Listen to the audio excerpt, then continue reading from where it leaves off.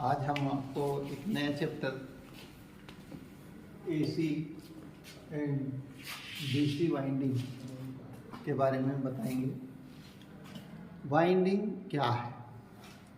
Winding एक ऐसी प्रक्रिया है जो कि पहले से की गई वाइंडिंग को खराब हो जाने की स्थिति में हूबहू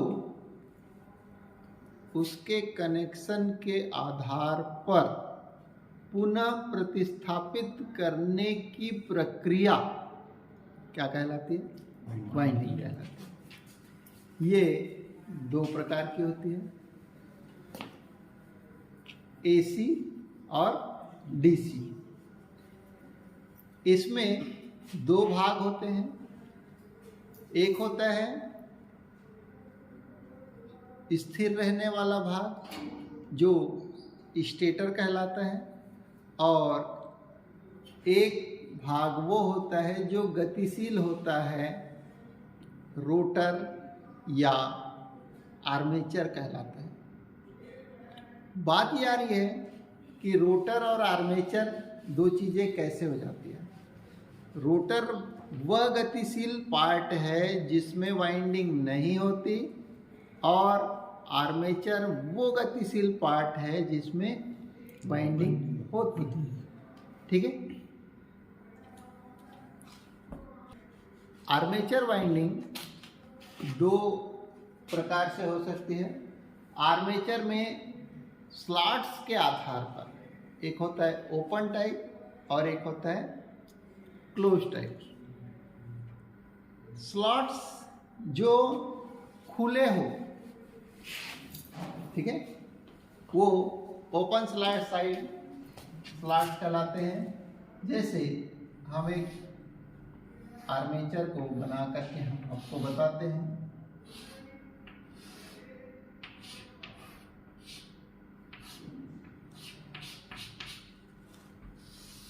ये कुछ इस प्रकार से होता है। ऐसा देखे होंगे आप लोगों ने, ऐसा होता है नहीं? इसमें इस प्रकार से एक स्लॉट्स कटी हुई होती है, और इन स्लॉटों में क्या होती है? वाइंडिंग गई होती है।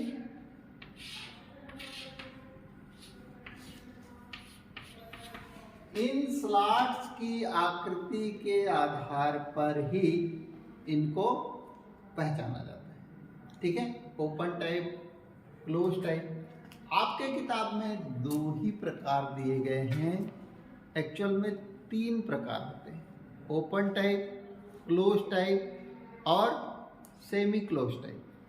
ठीक है। इसके बाद मैं आपको थोड़ा सा और डीप में लेके जाना चाहूँगा। सिंगल केज टाइप और डबल केज टाइप भी स्लॉट्स होते हैं। ठीक है। इसके बाद आता है वाइंडिंग सामग्री।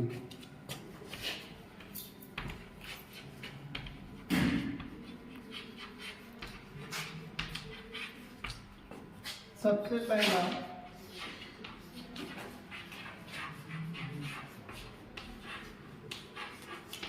कंडक्टिव मटेरियल, दूसरा insulating material,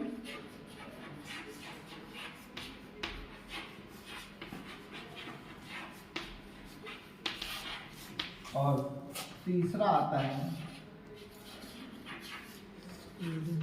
holder and flux. इसमें कंडक्टिव मटेरियल वो मटेरियल होता है जो कि उस आर्मेचर के स्लॉट में प्रतिस्थापित किया जाता है। ये दो प्रकार के हो सकते हैं। पहला कॉपर, दूसरा एल्यूमिनियम। क्लियर? ये अकॉर्डिंग टू साइज गोल आकार के, वर्गाकार आकार के आयताकार आकार के स्ट्रिप में भी पाए जा सकते हैं। अब आप कहेंगे कि भाई स्ट्रिप में कौन से कंडक्टर्स होते हैं? तो स्ट्रिप में वे कंडक्टर्स होते हैं जहां ट्रांसफार्मर, वेल्डिंग ट्रांसफार्मर्स की वाइंडिंग की जाती है, वहां कंडक्टर काय में होंगे? स्ट्रिप्स में होंगे। ठीक है, तो ये हो गया आपका कंडक्टिव मटेरियल। सेकंड नंबर में आ जाते हैं इंसुलेटिंग मटेरियल। इंसुलेटिंग मटेरियल में वे सारे मटेरियल्स आएंगे जो कि उसको क्या करते हैं? उसको प्रोटेक्ट करने का काम करते हैं। किसको? उस कंडक्टिव मटेरियल को। तो सबसे पहले हम स्टार्ट से स्टार्ट करते हैं या छोटे स्तर से स्टार्ट करते हैं। तो सबसे पहले क्या आएगा? धागा, सूत। ठीक है, दूसरा रेशम, तीसरा कागज, चौथा आप लोगों को भी पता होगा तो बता सकते हैं। ठीक है, तो चौथा क्या होगा? Impregnate paper. अब इम्प्रेग्नेट पेपर है क्या? तो इम्प्रेग्नेट पेपर का मतलब ये है कि उस जो सादे कागज को हम इंसुलेशन में डुबो करके निकाल दें तो वो कागज मजबूत हो जाएगा। उसे कहेंगे। दूसरा लेटराइट पेपर। लेटराइट पेपर क्या है? कागज में को इंसुलेटेड करके एक अच्छे ग्रेड का कागज जिसमें कागज और पॉलीथीन या पीवीसी दोनों एक साथ, मतलब एक ग्रेड बढ़ा दिए। ठीक है, उसके बाद में आपका क्या आता है? माइका, फाइबर, ठीक है, एस्बेस्टास। ये सारे आपके कांच से बने हुए पदार्थ। ठीक है, आपने देखा होगा। इसके बाद मिलिनेक्स पेपर। मिलिनेक्स पेपर क्या कौन कौन से होते हैं?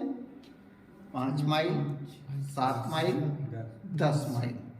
ठीक है, इसके बाद एम्पायर क्लॉथ। एम्पायर क्लॉथ क्या काम आता है?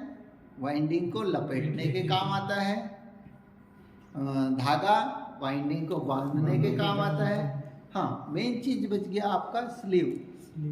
स्लीव 1 नंबर से लेकर 5 नंबर तक आते हैं। ठीक है, ये स्लीव्स किस चीज के लिए काम आते हैं? उसके टर्मिनल्स को जोड़ने और टर्मिनल की लीड को बाहर निकालने के काम आते हैं। ठीक है, अब एक चीज, मेन चीज बच गया क्या? Insulation varnish. ये एयर ड्राई होता है और पहले के ज़माने में सनलाइट के थ्रू होता था, हीट के थ्रू होता था ड्राई। अब एयर में रख देने से ड्राई हो जाता है। जैसे जैसे समय बदलते गया वैसे वैसे इसमें क्वालिटी चेंज होती गई। इसके बाद तीसरे नंबर पे आता है हमारा कंडक्टर को हमने आर्मेचर में डाल दिए। उसके बाद में उसमें इंसुलेटिंग मटेरियल डालेंगे, लगाएंगे या फिर उसके कनेक्शंस लेंगे। तो हमको करना क्या होगा? तो हमको सोल्डर और फ्लक्स के माध्यम से उसको क्या करना होगा? जोड़ना होगा, तभी तो मजबूत जोड़ बनेगा। वैसे सोल्डर और फ्लक्स सोल्डरिंग प्रक्रिया एक परमानेंट जोड़ के तहत नहीं आती है। ये जाने, परमानेंट जोड़ में क्या आएगा? वेल्डिंग आएगा।